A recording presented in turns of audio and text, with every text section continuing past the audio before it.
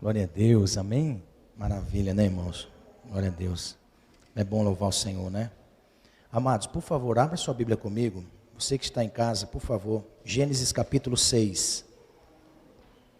Gênesis capítulo 6.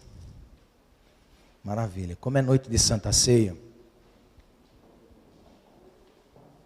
na noite de ceia, nós sempre prezamos por uma palavra pastoral que traz para nós o entendimento daquilo que o Senhor espera de nós e o que o Senhor representa para nós. Amém? Então, com o de ceia, nós trazemos à memória o que o Senhor fez e o que nós devemos fazer. Amém? Gênesis capítulo 6, quero ler alguns versos, começando pelo 8. Diz assim, Gênesis capítulo 6, verso 8. Noé, porém, achou graça aos olhos do Senhor. Agora o verso 14. Faz para ti uma arca de madeira de gofer, farás compartimentos ou divisões na arca, e a betumarás por dentro e por fora com betume. E desta maneira farás de 300 côvados o comprimento da arca, e de 50 côvados a sua largura, e de 30 côvados a sua altura. Farás na arca uma janela de 1 côvado, e acabarás em cima, e a porta da arca porás ao seu lado. Far-lhe-ás andares baixos, segundos e terceiros. Porque eis que eu trago um dilúvio de água sobre a terra, para fazer toda a carne em que há espírito de vida debaixo dos céus. Tudo o que há na terra expiará. Mas contigo estabelecerei o meu pacto. Entrarás na arca tu e os teus filhos, e a tua mulher e as mulheres de teus filhos contigo. E tu toma para ti de toda a comida que se come, e ajunta para ti, e te será para mantimento, para ti e para eles. Assim fez Noé, conforme tudo o que Deus lhe mandou, assim o fez. Amém? Nessa noite eu quero ministrar 4 revelações da nossa salvação. 4 revelações da nossa salvação. Amém? Pode sentar, irmãos, por favor. Você que está em casa, continue atento àquilo que Deus quer tratar conosco. Amados, nós temos uma certeza, uma convicção. Nós temos uma certeza e uma convicção de que nós vamos deixar essa vida. Amém? Quando nós nascemos, o único certificado que nós temos e a única certeza que nós temos é que da mesma maneira que nós viemos a esta vida, nós vamos partir dela. A certeza que nós temos que nós entraremos ou iniciaremos uma vida após esta vida, é uma convicção que a fé em Cristo nos dá. Vida após a morte. É necessário passarmos pela morte para nos depararmos com a vida. Então, a certeza que nós temos é de partir para a eternidade. Não foi essa a obra original de Deus. Deus não fez o homem para morrer. Deus não fez o homem para passar por este primeiro tipo de morte, que é a separação da alma e do físico. Este é um tipo de morte. Então Deus não fez a cada um de nós para morrer, mas o homem morre pelo pecado que nós recebemos como herança de Adão, que é a soberba de dizer: eu não preciso de Deus para viver, eu não preciso do Senhor para viver. Então, a partir deste momento, nós passamos a morrer. Ou seja, eu achei lindo uma vez, há muitos anos atrás, eu entregava e levava a ceia para 2 senhores, 2 irmãos em Cristo, já velhinhos. E eles participavam da ceia, era bênção, irmãos. Pensa num casal abençoado, não é? E primeiro morreu a esposa, depois entrou para a eternidade o nosso irmão. Mas eu levava a ceia para eles. E como ele trabalhava num laboratório, Um médico uma vez, sabendo que ele era crente, ele disse assim, olha, ele fez essa pergunta para me testar. E quando ele me perguntou, ele disse assim, por que é que o homem morre? Por que é que o homem morre? Ele, conhecedor da patologia humana, como alguém que tinha uma formação, e trabalhando no laboratório, crente em Jesus Cristo, ele disse assim, olha, o corpo humano é o mais perfeito dentre toda a criação. O corpo humano é uma perfeição plena. Ele, dando a resposta para o doutor, ele disse assim, por ser tão perfeito, só podia existir um único Criador para essa perfeição, e foi Deus. Deus criou o homem perfeito. Mas o homem perfeito entendia que podia viver a par de Deus. Foi daí que o homem peca. Aí ele disse assim, doutor, o homem morre por causa do pecado. Mesmo sendo tão perfeito o corpo do ser humano, ele morre por causa do pecado. Você precisa aceitar Jesus e entregar sua vida para Deus.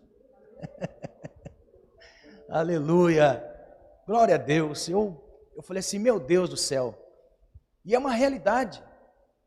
Nós só morremos, ou seja, este corpo tão perfeito, irmãos, quando você passa a estudar, ainda que de uma forma indouta, de uma forma ignorante, passamos a querer entender como funciona a todos os órgãos humanos.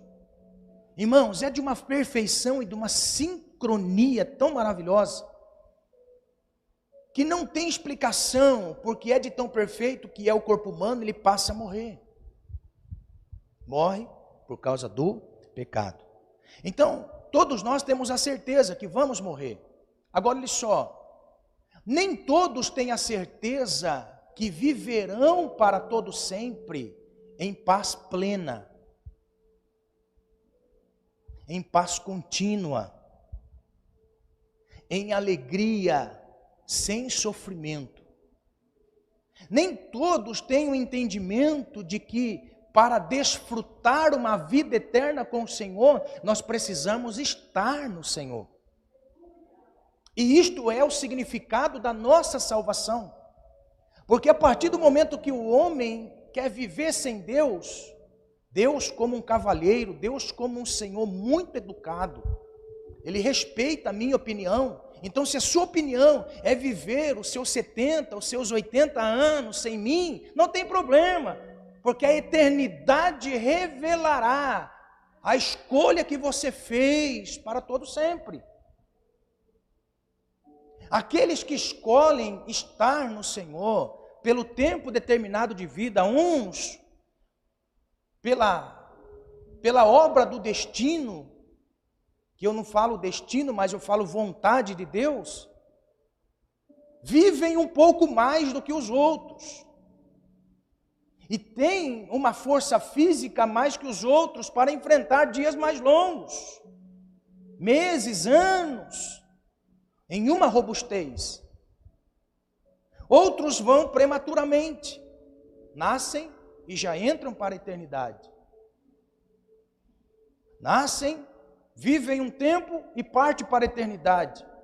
Vivem alguns tempos e parte para a eternidade. Mas a certeza que temos é que nós vamos passar a eternidade. E nós precisamos estar em Cristo. Estar em Cristo é o sinônimo de dependência de Deus. Eu dependo do sacrifício do Cristo para continuar vivendo. Então, quando nós falamos de salvação, o que significa salvação no dicionário comum? Salvar de perigo eminente. Alguém que está num perigo iminente é salvo por alguém.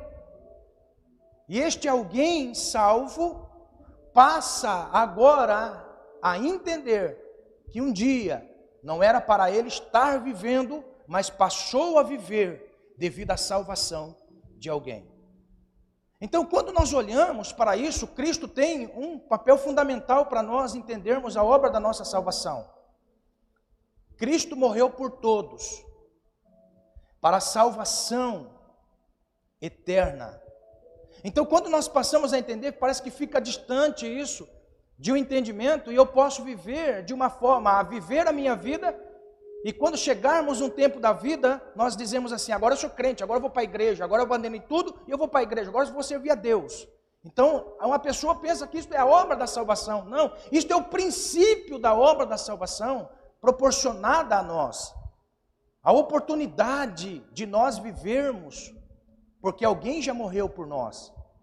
Então, quando nós passamos a entender desta maneira que a obra da salvação é importante para nós, nós passamos a desfrutar desta obra de salvação. Mas eu pergunto assim, como viver em salvação? Como viver em salvação? A salvação não é compreendida por aquilo que eu acho, ou por aquilo que eu recebi de meus pais. Aí nós podemos abrir um parênteses.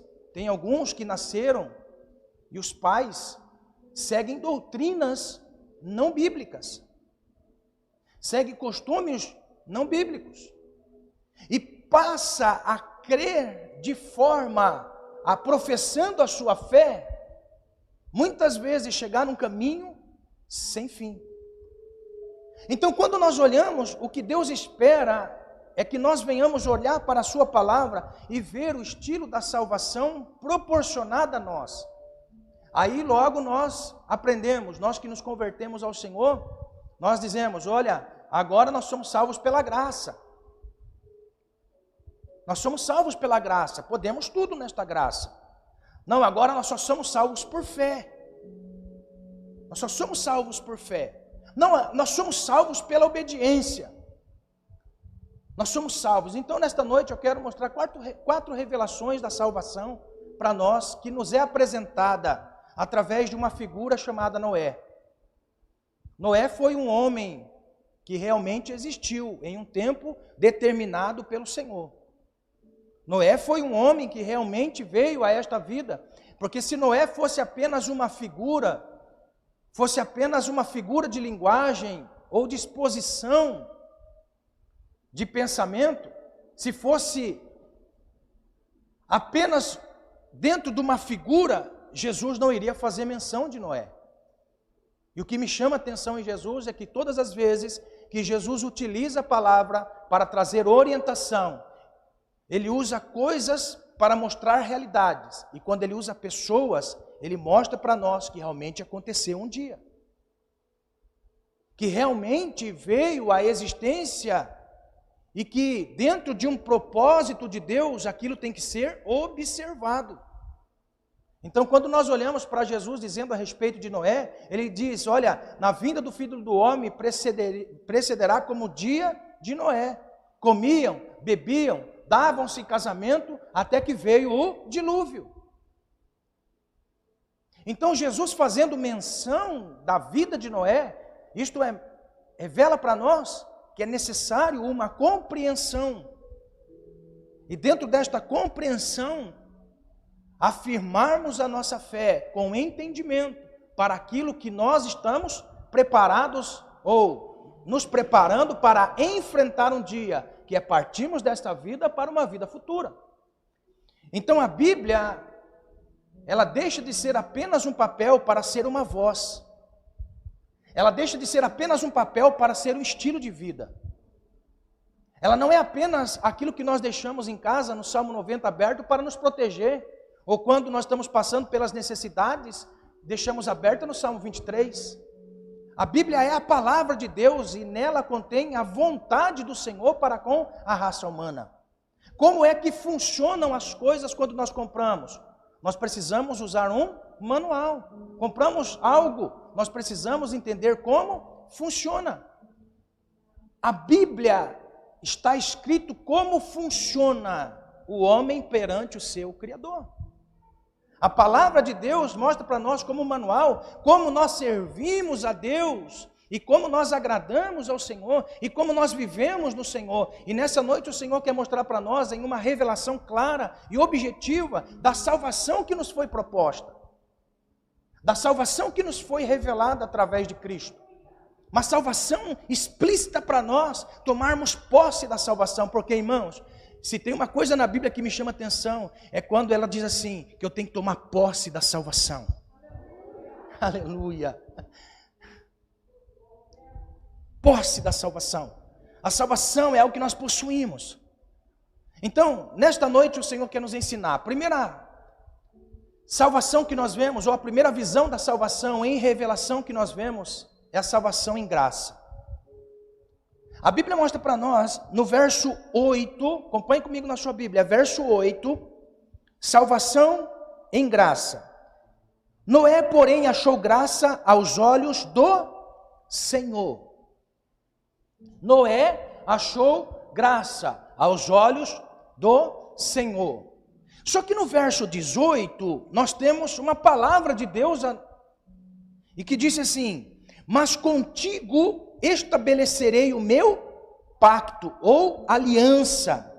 Você vai entrar na arca, tu, teus filhos, tua mulher, e as mulheres de teus filhos. Olha só. No verso 8 nós temos um Deus que achou graça em um ser humano. Irmãos, olha só. Dentre todos que habitavam a terra, a Bíblia diz que Deus achou graça na vida de Noé. E Deus achando graça na vida de Noé, o mundo em pecado, o mundo em um caos pleno. Por isso que eu acho interessante a palavra, porque ela mostra para mim assim, que Deus disse para Noé, o pecado da humanidade chegou, o seu cheiro até mim. O cheiro do pecado, irmão, o pecado tem cheiro diante de Deus. O pecado tem cheiro diante de Deus. Deus está podre. Está entendendo? O cheiro do pecado, como também o cheiro da oração chega até Deus. Ó. O sacerdote entrava dentro do Santo dos Santos, ele estava com incensário. E o incensário continha azeite com mirra, especiarias para cheiro bom. Então, ele ia abanando aquele incensário, a oração em forma de fumaça subia até Deus. Aleluia. Oração tem cheiro, irmão. Aleluia. Como o pecado também tem cheiro ruim diante de Deus. Então a Bíblia diz que Deus viu um homem e achou graça nele. E Deus veio para ele. Mas Noé não era perfeito. Mas Deus olhou Noé e viu que todos eles eram piores, terríveis, abomináveis. Mas ele encontrou em um homem chamado Noé a disposição para caminhar na obediência, na fé. Aleluia. Então a Bíblia diz que Deus faz um pacto, faz uma aliança, irmãos. Olha só, não foi o homem que fez um pacto com Deus. Não somos nós quem fazemos uma aliança com o Senhor. É o Senhor que faz uma aliança conosco.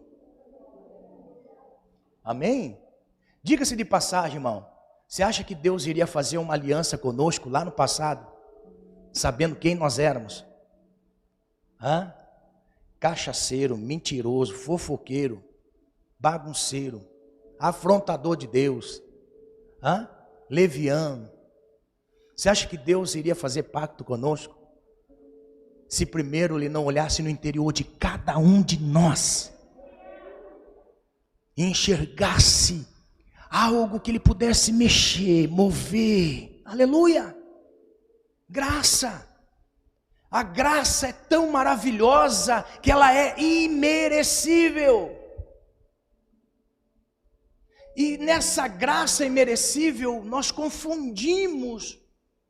Na liberdade com que Cristo nos libertou, nos transformamos em libertinagem. Temos que tomar cuidado. A graça tem limite. A graça é algo tão maravilhoso que mostra para nós que é uma aliança. Deus fez uma aliança conosco. Deus veio, viu uma oportunidade coração moldável, Deus faz uma aliança. Então, a primeira visão e revelação da graça, da salvação, é a graça. É a oportunidade de nós mudarmos a nossa vida, a nossa conduta. E dentro desta graça, ela contém para nós coisas importantes. Primeiro, a graça, ela veio para redimir, para nós sermos salvos. A graça, ela vem para nós para nos remir, para a salvação. A Bíblia diz em 2 Pedro, capítulo 3, verso 9 e 10, diz assim: o Senhor não demora em cumprir a sua promessa, como julgam alguns. Ao contrário, Ele é paciente para com vocês, não querendo que ninguém pereça, mas que todos cheguem ao arrependimento. O que que Pedro está dizendo para nós? A graça, ela é tão maravilhosa para conosco, este pacto, esta aliança que o Senhor faz para conosco. E eu acho tão maravilhoso isso, irmãos, que esta graça, ela proporciona a nós o entendimento de que a graça é para remir os meus pecados. A graça, ela é proporcionada para remir os meus pecados. Observe comigo, imagine Jesus andando com 12 pessoas que foram chamados. Jesus veio e chamou Filipe, Natanael, Bartolomeu, Pedro, Tiago, João, Tiago maior, Tiago menor. Jesus chama os discípulos juntamente com Judas para caminhar com ele. A graça é um favor para remir os nossos pecados. Grave bem isso. Jesus andando com 12, conhecendo o temperamento dos 12, andando com ele dia após dia. Se não fosse a graça, Jesus tinha abandonado todos eles.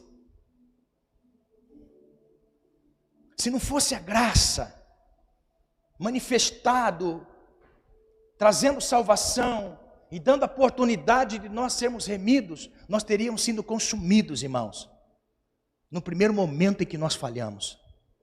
Se não fosse a graça, se não fosse a graça, aleluia, se não fosse a graça, nós não estaríamos participando nesta noite desta ceia, se não fosse a graça. Mas sabe qual o problema? É que nós catalogamos pecado.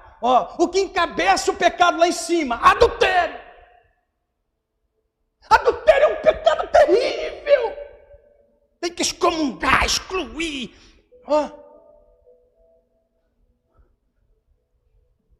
Adultério. Roubo. Vai descendo. Vai descendo. Vai descendo.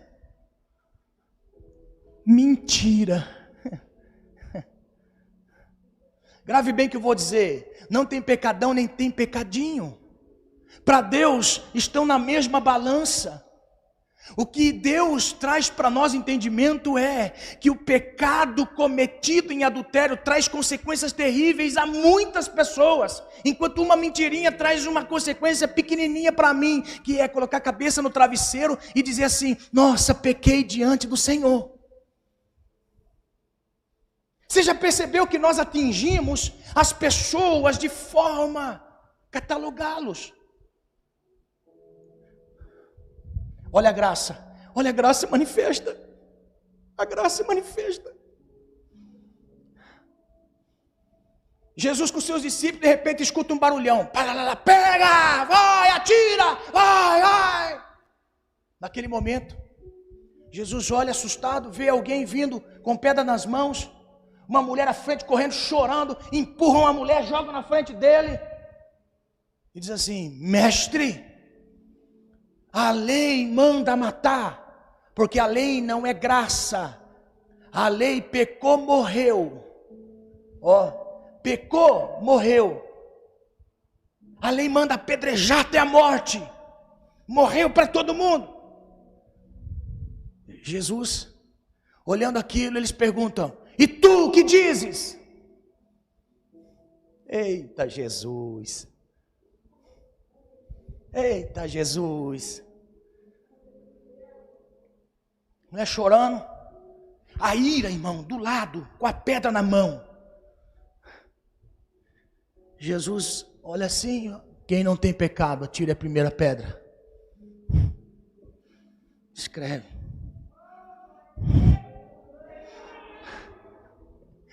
Agora olha só, presta atenção, presta atenção, presta atenção. Aí, naquele momento, o que Jesus fez na mente de todos eles é o que acontece na nossa mente. Olha só, Jesus lança uma palavra para que eles viessem a pensar.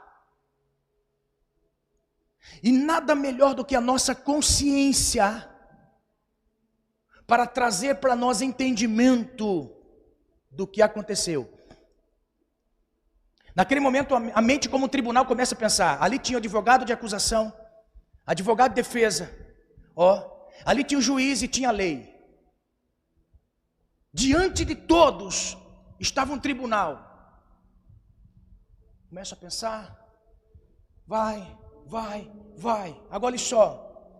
Jesus ergue a cabeça e pergunta assim para a mulher: mulher, aonde estão os teus acusadores? Ninguém me acusou, Jesus. Aí Jesus, ele diz assim: então, ninguém te acusou? Então vai embora e não peques mais. Grave bem essa palavra, não peques mais. Uma vez que nós desfrutamos da graça, a graça é tão maravilhosa que ela não é muleta para nós pecarmos.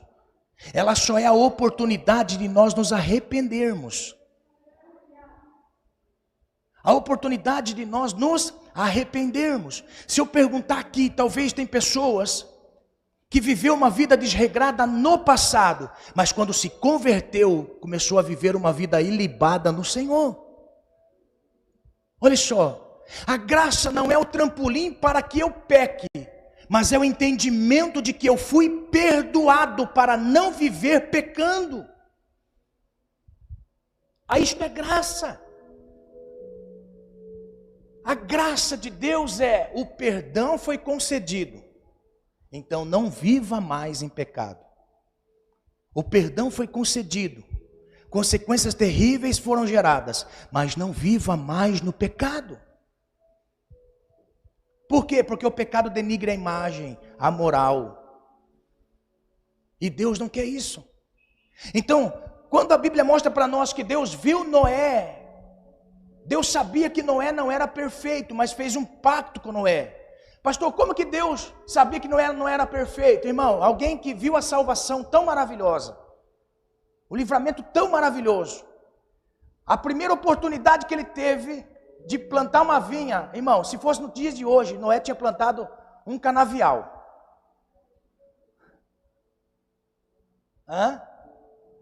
Se fosse nos dias de hoje, Noé tinha plantado um canavial, ter feito um alambique e ter feito uma 51.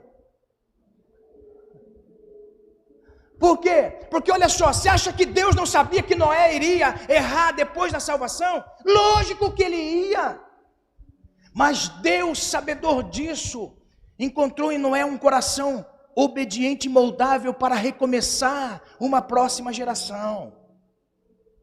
Consequências são terríveis, por isso nós não podemos brincar com o pecado. Irmão, se está esfriando na oração, está esfriando na comunhão com o Senhor, vá depressa aos pés do Senhor, vá depressa em Deus. Por quê? Porque frio de Deus, sem o sentimento e entendimento de Deus, nós pecamos, e aí consequências são terríveis. Viva em graça, salvação pela graça, nós não merecemos, mas foi pago um alto preço, irmãos. Para nós estarmos aqui foi pago um alto preço, e nós temos que entender, nós também temos que pagar um preço para nós a cada dia estarmos no Senhor. Pastor, o senhor está falando heresia, pastor? Estou não. A Bíblia mostra para nós que a graça é para demonstrar a bondade e misericórdia de Deus. Irmãos, se um pai e uma mãe só dá o que o filho pede, eita, vai criar barda, como dizia antigamente a avó, né? Pegou barda agora. O que é pegar barda? Vocês que são mais... O que é pegar barda? É ficar mal acostumado, não é? É aquele negócio todo, não tem limite. Olha só, para Deus também é assim, mesmo na graça, esta salvação tão maravilhosa, irmãos, Deus não quer que nós venhamos criar barda. Sabia? Olha o que diz Romanos 11, 22. Romanos 11, 22. Eu gosto muito desse texto para instruir a respeito da responsabilidade cristã, mesmo nessa graça. 11, 22 diz assim: considera, pois. Então, se Paulo mostra para nós a respeito da nossa salvação, ele diz assim: considera, ou seja, presta atenção. Presta atenção. Por quê? Porque se nós considerarmos isso, seremos bem-aventurados. Olha só. Considera, pois, a bondade e a severidade de Deus. Ah, então Deus não é só amor. Ah, então Deus não é só amor. Não, Deus é amor, pastor. Deus é amor, pastor. Vamos pecando e Deus é amor. Vamos pecando e Deus é amor. Hã? Não, irmãos. Deus é amor, mas é justiça. Se tem uma coisa muito interessante que nós precisamos observar a respeito da bondade e a severidade de Deus, é que Deus, pela severidade, Ele é justo. Você sabia que Deus não é bom e nem mal? Deus é justo. Presta atenção comigo. Imagine se Deus for só amor e não justiça. Você está andando pela rua, de repente alguém dentro do carro, pega um revólver e atira na polícia, ou a polícia atira no bandido, e os dois estão ali naquela troca de tiro, e o bandido atira e mata uma criança. Matou uma criança. Aí eu pergunto assim: Deus tem que ser amor? Deus pode ser só amor? Não, Deus é amor. Bandido, Deus é amor, bandido. Bandido, Deus é amor. Irmão, seria injusto com uma criança que foi tirada a vida. Se dizer que Deus só é amor, mas não é justiça, irmãos, é injustiça para alguém que prematuramente foi tirado de cena.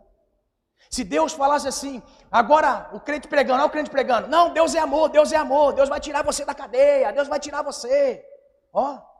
Bandido se converte, Deus vai tirar, presta atenção. Deus, Ele é justiça, a justiça tem que ser cumprida. Deus não pode nem ser bom e nem mal, Deus tem que ser justo. Por quê? Porque a justiça revela para nós a retribuição de cada ato. De cada ato. Deus não pode ser bom e Deus não pode ser mal, Deus é justo. Deus é justo. Pela justiça de Deus, olha só, pela justiça de Deus, Jesus foi para a cruz. Você imagine se nós interpretássemos aquele momento em que Jesus está na cruz, e Ele diz assim: Deus meu, por que desamparaste? Se você estivesse no pé da cruz, ou eu, nós iríamos dizer assim: Deus, o Senhor é mau mesmo, hein? O Senhor é mau mesmo, hein? Matando seu filho.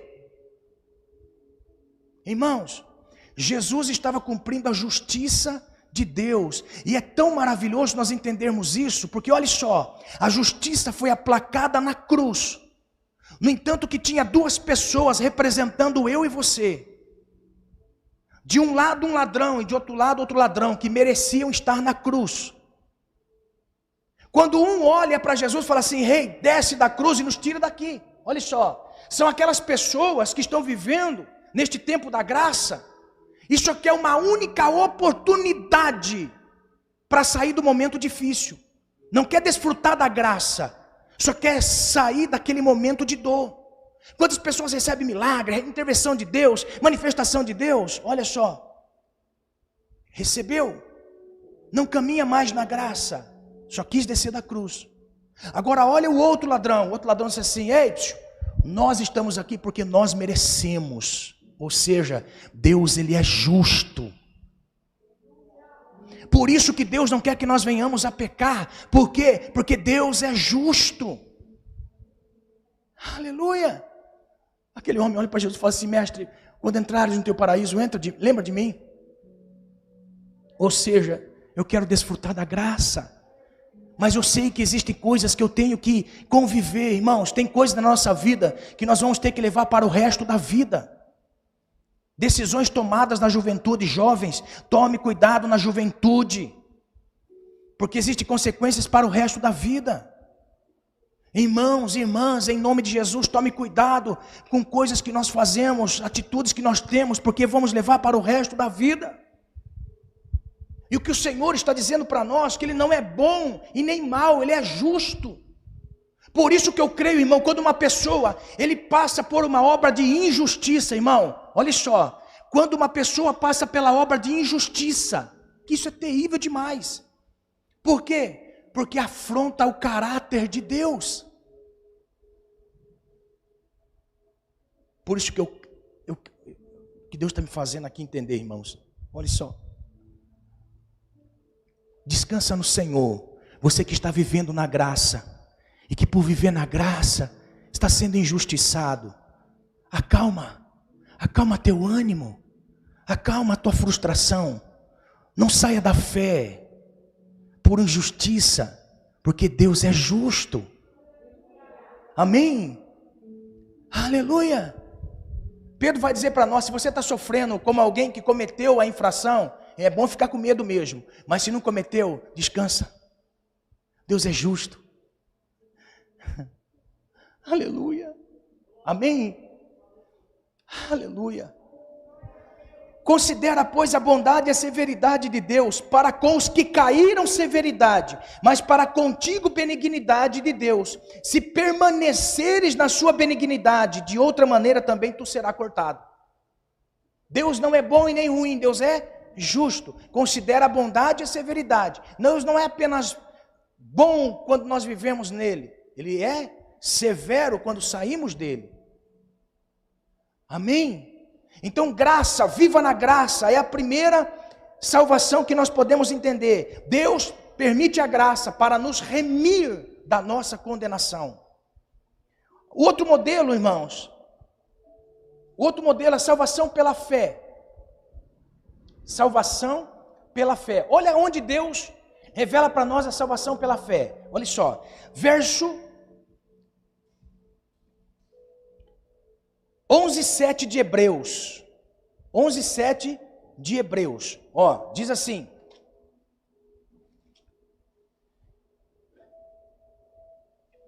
pela fé, Noé divinamente avisado das coisas que ainda não se viam, sendo temente a Deus, preparou uma arca para o salvamento da sua família, e por esta fé condenou o mundo e tornou-se herdeiro da justiça, que é segundo a fé.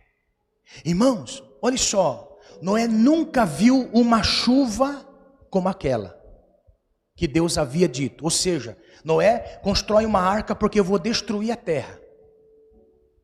Agora olha só, irmãos, Noé não tinha referência de chuva e nem de água que cobriria toda a terra. Nunca, eu vou trazendo para os nossos dias hoje, nunca um jornal, um blog, um site, um fato na história tinha dito para Noé que uma inundação como esta havia tocado a terra. Mas a primeira vez que Deus disse para Noé: constrói a arca, porque eu vou destruir a terra, eu vou mandar chuva sobre a terra, e vou matar todos os seres viventes da terra, então você constrói a arca. O escritor aos Hebreus disse, ele foi divinamente avisado. Irmãos, isso aqui é interessante demais. Noé creu naquilo que ele nunca tinha visto. Noé creu naquilo que ele nunca tinha visto. O que nos dá a entender, irmãos? Não é porque nós nunca vimos Jesus, nós não vamos acreditar em sua palavra. Não é porque nós nunca ouvimos o Senhor, nós não vamos acreditar na sua palavra. A Bíblia diz que Deus avisou Noé divinamente das coisas que iriam acontecer. E Noé ouvindo, colocou em prática. Irmãos, olha só, como é que eu revelo a minha fé? Através da minha prática, da minha vida, da minha obediência. Agora olha só, não foi um dia, 2 dias, 1 ano, 5 anos na fé. Noé não tinha 5 anos na fé, não tinha 10 anos na fé, Noé tinha 120 anos na fé.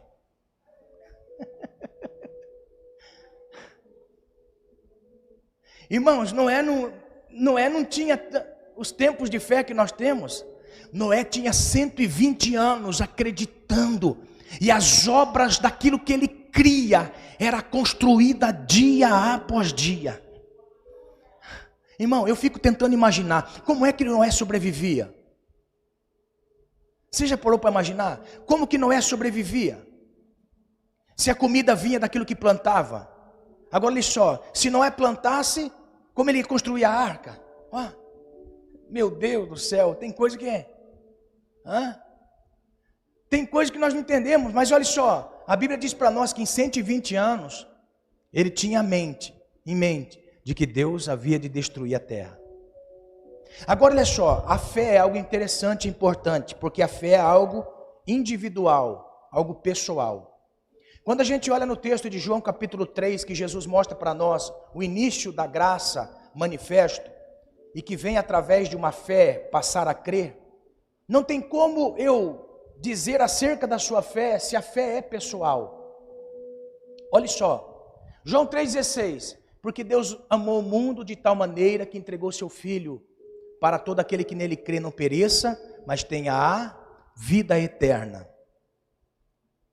Eu acredito na vida eterna, porque eu passei a crer na vida eterna, recebi a palavra da vida eterna, me arrependi dos pecados, porque esse é o princípio, se arrepender dos pecados, se converter do seu mau caminho, professar a sua fé. Irmãos, olha só, o batismo, nós professamos diante de homens, testemunhas, diante dos anjos, testemunhas, e diante dos demônios, testemunhas.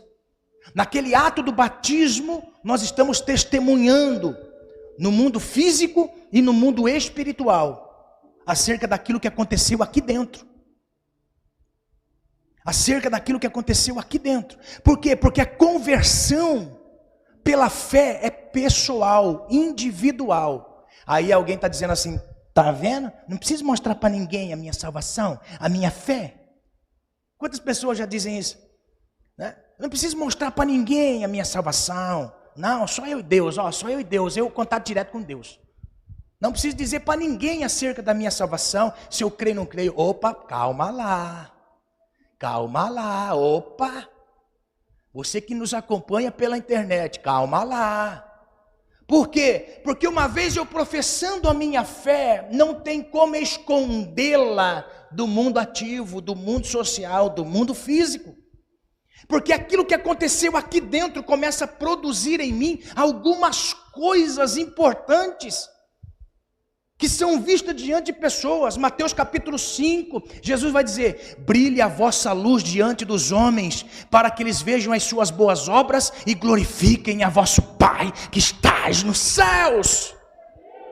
Aleluia! Somos salvos pela graça, manifestando a fé para fazer as obras. Agora, olha só, não é só, irmão, quando a gente fala de obra, tem pessoas que falam assim, é só obra de caridade, dá para as pessoas. Irmão, 1 Coríntios capítulo 13, olha só, a verdadeira caridade, a verdadeira obra não é aquela que nós damos do que temos, é aquilo que damos do que somos. Sabia? Não é daquilo que damos que temos, damos daquilo que somos. Presta atenção, Paulo disse assim, ainda que eu tivesse todos os bens da terra, ainda que eu desse o meu corpo para ser queimado e não tivesse amor. Peraí, como pode alguém dar tudo da terra e não ter amor ainda? Porque este amor é dado daquilo que tem, não daquilo que é. No final do ano, muitas pessoas fazem doações grandes, doações de cesta básica, doação de bala, doação disso, doação daquilo outro, mas dão daquilo que tem e não daquilo que é. Porque diga-se de passagem, se for dado aquilo que é, irmão, é tenebroso, porque muitas coisas foram compradas com dinheiro de corrupção, de ladroagem, de mentira. Você está entendendo? Por isso que Paulo disse, ainda que eu tente expressar o meu amor naquilo que eu tenho, pode ser que não seja amor, não seja caridade. Aí o apóstolo Paulo vai para os espirituais. Olha só, ainda que eu fale a língua dos homens e dos anjos e não tivesse amor. Irmãos, olha só. Como pode alguém falar a língua dos homens, ou seja, ser um poliglota, e conhecer tanto a língua dos anjos espirituais? Ser tão espiritual de forma a eu usar o meu dom, não é para a glória de Deus ou porque eu amo alguém. Isso aqui é muito profundo.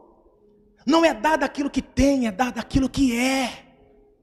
Por isso que a obra, quando nós falamos de obras, não se limita apenas àquilo que nós damos, mas àquilo que como nós nos comportamos diariamente. Olha só, como eu manifesto a minha obra, são sinais de uma transformação vivida por Cristo. Olha só, fome e obediência da palavra de Deus. Uma pessoa que fala assim, eu entreguei a minha vida ao Senhor, eu creio para a minha salvação, glória a Deus. A Bíblia está lá, irmão. 30 anos de conversão, 30 anos. Quem daqui já comprou Bíblia nova? É até gostoso, né, irmão? Eita, meu Deus do céu. Você abre a Bíblia assim, ó, ela vem grudando as folhas, ó. Vem grudando as folhas, aí você tem que desgrudar. Aí você vai desgrudando as folhas. Ó, quando você começa a perceber que as folhas todas da sua Bíblia já estão desgrudadas, glória a Deus.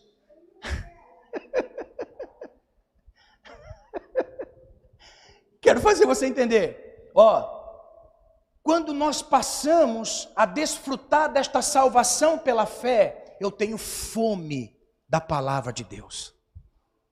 Fome. Olha o que diz a Bíblia acerca da fome e da obediência. João 14, 21. Aquele que tem os meus mandamentos e os guarda, esse é o que me ama. Aquele que me ama será amado de meu Pai, e eu o amarei e manifestarei a Ele.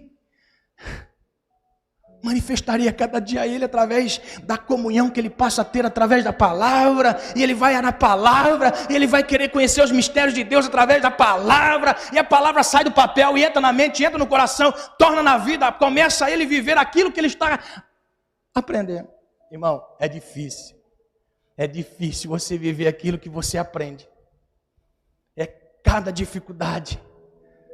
Olha só, mas tem uma coisa, é aquilo que vai em mim, transformando pela fé, a minha vida dia após dia, pela palavra.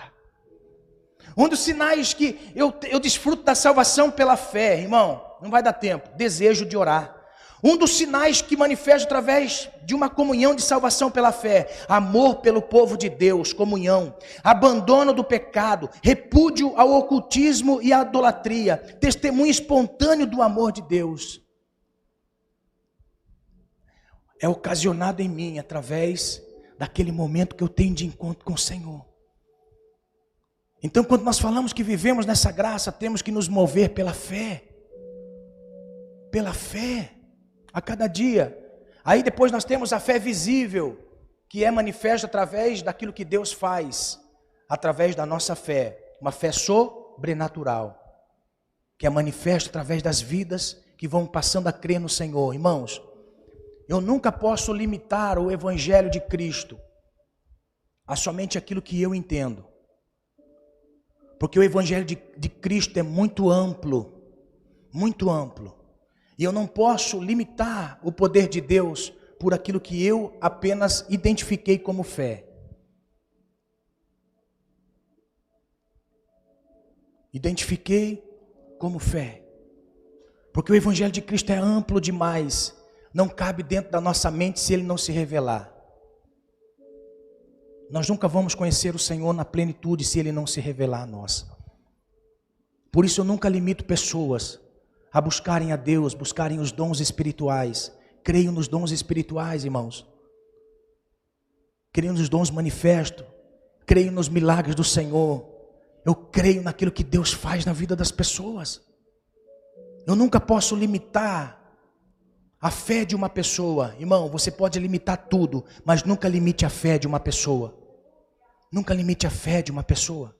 Nesses tempos de pandemia, tem pessoas que estão com medo terrível, mas tem pessoas que não estão com medo. Glória a Deus. a medida de fé de cada um. A medida de fé de cada um. Tem pessoas que creem no milagre do Senhor. Não vimos aqui pessoas que foram acometidos de enfermidades, de Covid terrível, foram curados. Amém? Amados, Deus pela fé, Ele faz o que Ele quer. Faz o que Ele quer. Então olha só, a medida da nossa fé manifesta a obra de salvação nas nossas vidas. Salvação pela obediência. Não tem como eu dizer que desfruto da graça, que eu desfruto da fé, sem manifestar as obras em obediência. Olha só, a Bíblia diz que Noé, ele obedeceu em tudo. Verso 22, assim fez Noé, segundo tudo o que Deus lhe mandou, assim o fez. Capítulo 7, verso 5, verso 9, verso 16, diz assim, Noé fez o que Deus ordenou. O que é isso? Obediência. Obediência. Nós precisamos fazer tudo o que Deus nos manda fazer. Obediência. Não vai dar tempo, vou encerrar. Um outro propósito, outra visão e revelação da salvação é da ira futura. Irmãos, se nós entendêssemos o que tem pela frente, o que a humanidade vai enfrentar, nós entraríamos correndo nesta graça, vivemos em fé, na obediência do Senhor. Vou encerrar.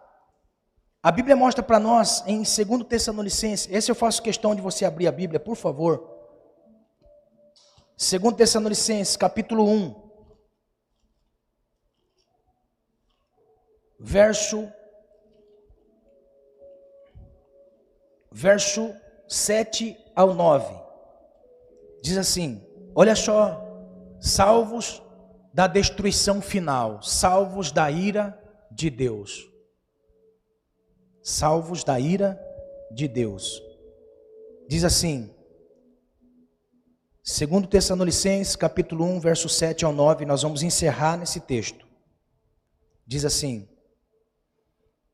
e a vós, que sois atribulados, alívio juntamente conosco, quando do céu se manifestar o Senhor Jesus, com os anjos do seu poder em chama de fogo, e tomar vingança dos que não conhecem a Deus, e dos que não conhecem a Deus, e dos que não obedecem ao Evangelho de nosso Senhor Jesus, os quais sofrerão como castigo a perdição eterna, banidos da face do Senhor e da glória do seu poder.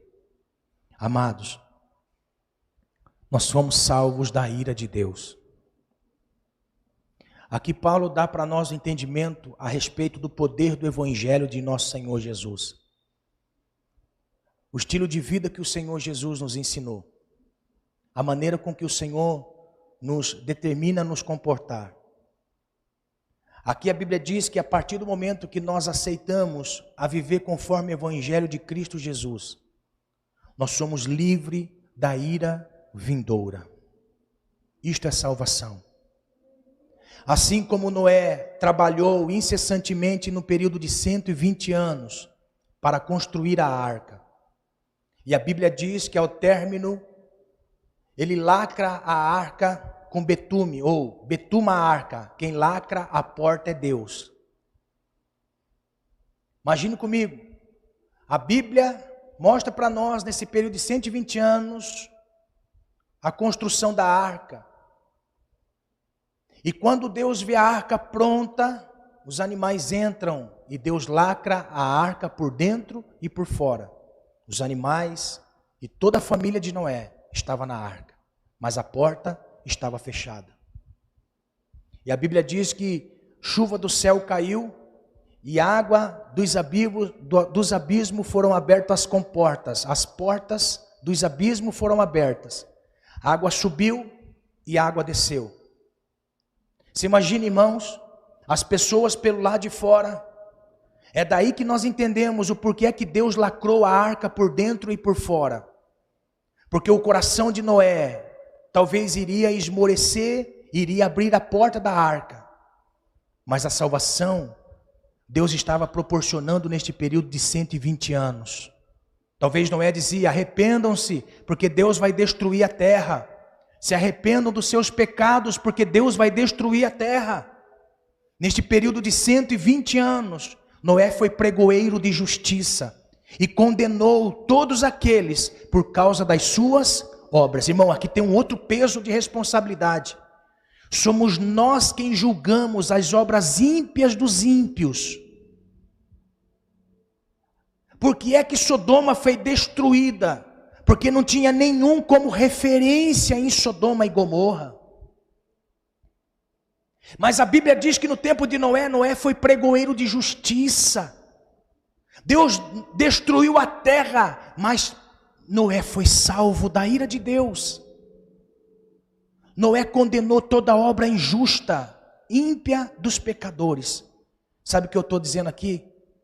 No seu local de trabalho, você não precisa lançar obra de condenação a ninguém, porque a sua conduta julga a pessoa ímpia. Todas as propostas que lhes são feitas para burlar o sistema do trabalho, não faça isso. Por quê? Porque você condena a obra injusta deles.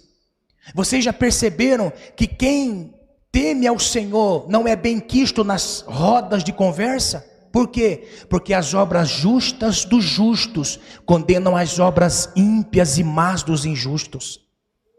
É por isso que Deus está poupando a igreja na terra, porque a igreja está condenando as obras injustas deste mundo. Aleluia! É por isso que há perseguição contra a igreja de Deus, porque a igreja de Deus, ela não comunga com as injustiças e os pecados. Agora olha só, você pode ver como perde força ser um cristão no meio dos ímpios, quando cometemos os pecados que os ímpios cometem. Perde a credibilidade, por mais que você fale, é como um sino que tine apenas, ressoa e depois acaba de ressoar aquele tino. Noé entrou na arca e condenou toda a sua geração. Olha só, a arca foi subindo, a mortandade pelo lado de fora foi terrível. Mas Noé estava salvo. Noé foi salvo pela graça. Noé foi salvo pela fé. Noé foi salvo pela obediência.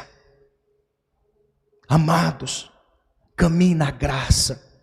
Utilize a sua fé a cada dia para crescer no Senhor e ter experiências com o Senhor.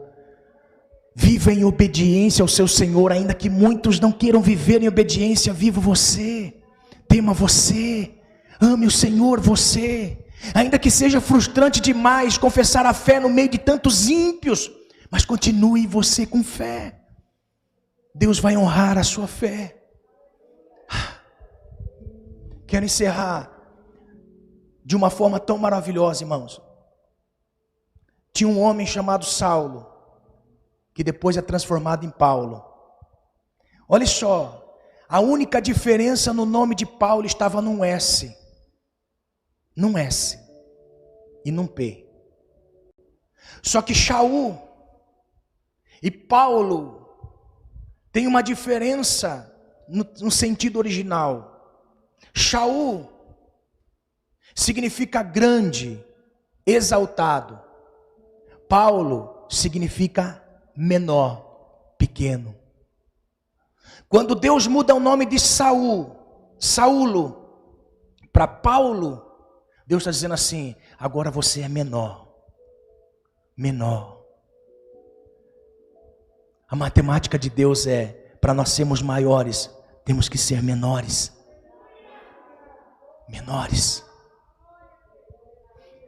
Você sabe como que Deus tratou na vida de Paulo? Todos nós sabemos aquela passagem de 2 Coríntios, né, irmão? Capítulo 12. Paulo teve a revelação do céu, depois da revelação veio um espinho, e daquele espinho veio uma oração. Fite seu pensamento comigo na oração. Eu orei ao Senhor 3 vezes e Ele não tirou de mim o espinho. Mas a Bíblia diz para nós assim, e disse: o Senhor. E disse o Senhor: Paulo, o meu poder se aperfeiçoa na sua fraqueza. Quando Paulo tem a revelação, olha só, quando Paulo tem a revelação de que a graça de Deus era sobre o menor, e da vida deste menor só é somente daquele que tem entendimento, Paulo começa a falar diferente. Porque até antes da oração, sem revelação, Paulo estava brigando com Deus, porque ele estava na fé, estava na graça, estava na fé, estava na obediência, mas estava sofrendo obra de perseguição, de maus tratos, de vergonha. Aí Paulo ele fala assim: pois agora eu tenho prazer nas minhas fraquezas,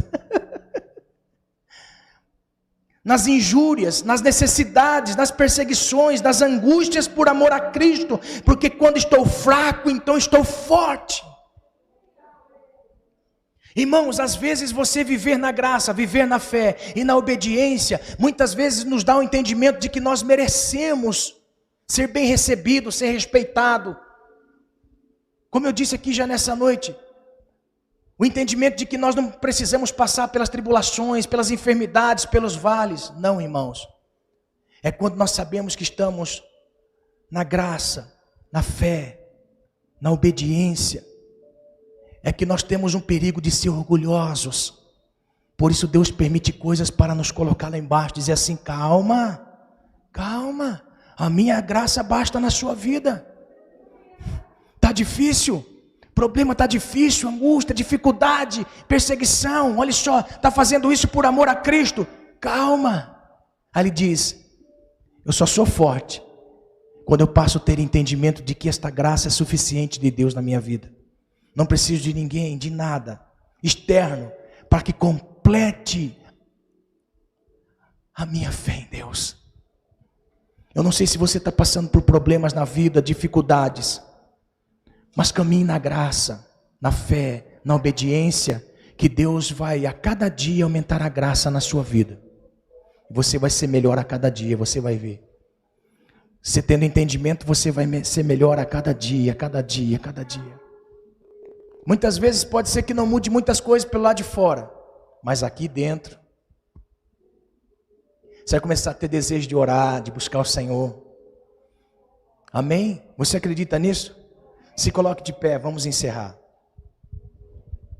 Os irmãos